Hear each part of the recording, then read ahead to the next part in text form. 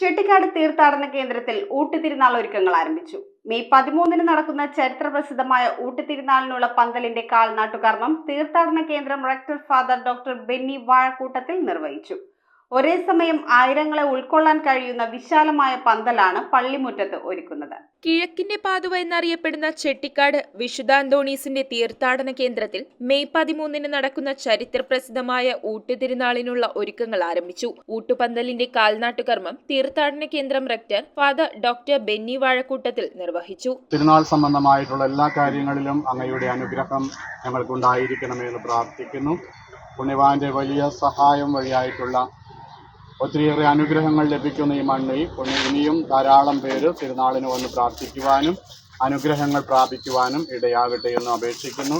പരിശുദ്ധ അമ്മയുടെയും അന്തോണീസ് പുണ്യവാന്റെയും സഹായം ഇവിടെ വരുന്ന ഓരോ മക്കൾക്കും ലഭ്യമാകട്ടെ. കർത്താവായ ക്രിസ്തു വഴി ഞങ്ങൾ സമർപ്പിക്കുന്ന പ്രാർത്ഥന അങ്ങ് കേട്ടരുളണമേ. ആമേൻ.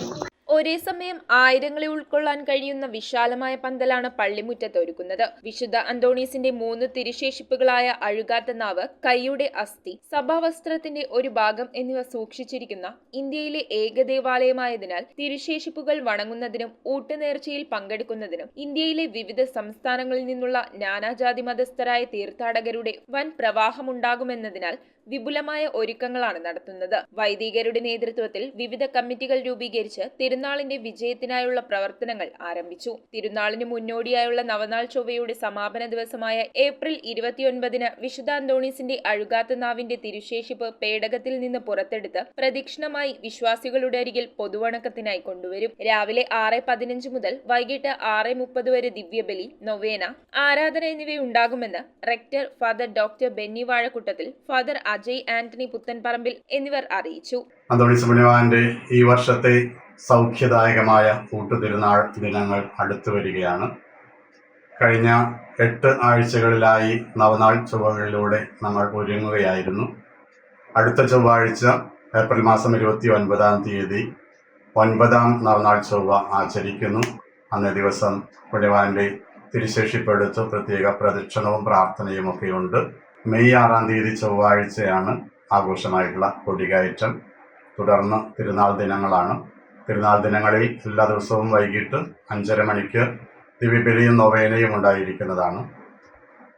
മെയ് മാസം 11-ാം തീയതി ഞായറാഴ്ച പ്രത്യേകിച്ച് പ്രസിദ്ധന്തിമാർക്ക് വേണ്ടിയിട്ടുള്ള ദിവ്യബലി 10 മണിക്ക് ഉണ്ടായിരിക്കും. മെയ് മാസം 13-ാം തീയതിയാണ് സൗഖ്യദായകമായിട്ടുള്ള ഊട്ടുതിരുനാൾ. അന്നേ ദിവസം രാവിലെ 10:15 ആഘോഷമായി ഊട്ട് നേർച്ച നമ്മൾ വെഞ്ചരിക്കും. അഭിമന്യ അംബ്രോസ് പുത്തൻവീട്ടിൽ പിതാവ് മുഖ്യ കാർമ്മികത്വം വഹിക്കും. തുടർന്ന് തിരുനാൾ ദിവ്യബലിയാണ്. വളരെയേറെ അനുഗ്രഹദായകമായിട്ടുള്ള ദിവസങ്ങളാണ്. നിങ്ങളെല്ലാവരെയും സ്നേഹത്തോടെ ക്ഷണിക്കുകയാണ്. News bureau, Paravur. ടാലിസ്മാൻ ടെക്സ്റ്റൈൽസിൽ 100 രൂപ മുതൽ ഷർട്ടുകൾ, ജീൻസുകൾ, ചുരിദാർ മെറ്റീരിയലുകൾ 60 രൂപ, ഷിഫോൺ സാരികൾ 90 രൂപ, പട്യാലകൾ 2 എണ്ണം 100 രൂപ, ഷാളുകൾ 60 രൂപ.